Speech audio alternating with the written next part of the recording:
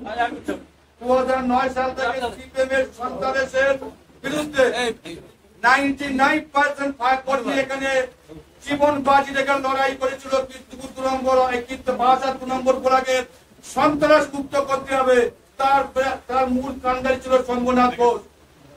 তাই আজকে আমরা 21 জুলাই যে মিটিংটা আমাদের 1993 সালে মানুষের ভোটার পরিচয় পত্র দেওয়ার জন্য মমতা ব্যানার্জি রাজপথে তখন রাইটার্স বিল্ডিং এ তখন অভিযান দেখেছিল।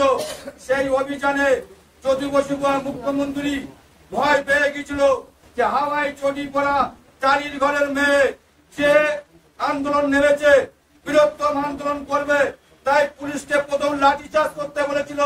তারপর যখন সেটা হয়নি তখন সেই গুলি চালানোর অর্ডার দিয়েছিল। তাই 13টা প্রাণ সেখানে নিদগ্ধ পড়ে গেছিল। এবং এও ছিল লাস্টে এখন যে মানবিক মুখ্যমন্ত্রী মমতা বন্দ্যোপাধ্যায় তারাকেও মেরে দেওয়ার প্রাণের চেষ্টা করেছিল সেই সন্ত্রাসবাদী সিপিএম। আর এখন আর এক সন্ত্রাসবাদী সাম্প্রদায়িক দল হচ্ছে বিজেপি। তাই আমাদের বাসার কোনদিন পালাল হয়নি। আমাদের মধ্যে ভুল বোঝাবুঝি থাকতে পারে, কিন্তু আমরা তৃণমূল ছাড়া অন্য কিছু বুঝিনি।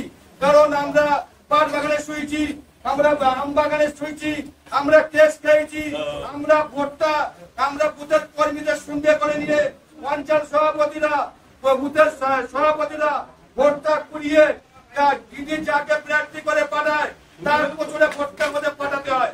ভোটটা তারা করতে আসে না। তাই কেউ যদি এই বাসার ব্লকটুকে যদি ভাগে ভাগ করতে চায়, আমরা চোখে চোখ রেখে দাঁড়িয়ে তাদের জবাব দিয়ে দেবো। এটা বাসার ভাগ হবে না। আমরা যেভাবে দাঁড়িয়েছি, আপনি তো ছেলে মানুষ।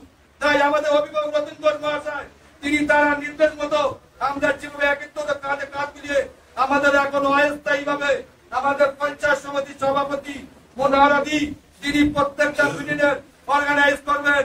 আমরা অঞ্চল সভাপতিকে জানিয়ে দেবো আমরা সবাই কাঁধে কাঁধ মিলিয়ে আমরা সবাই কর্মী, কেউ নেতা না, আমাদের দিদির সৈনিক। তাই আমাদের মধ্যে ভুল বোঝাবুঝি হলে সেটাকে আমরা মিলিয়ে নেবো, মিটিয়ে নেবো। আমরা কাউকে পাঠিয়ে দেবো না, আমরা একত্রিত থাকবো। এই বলে আমার সংক্ষিপ্ত বক্তব্য শেষ করলাম।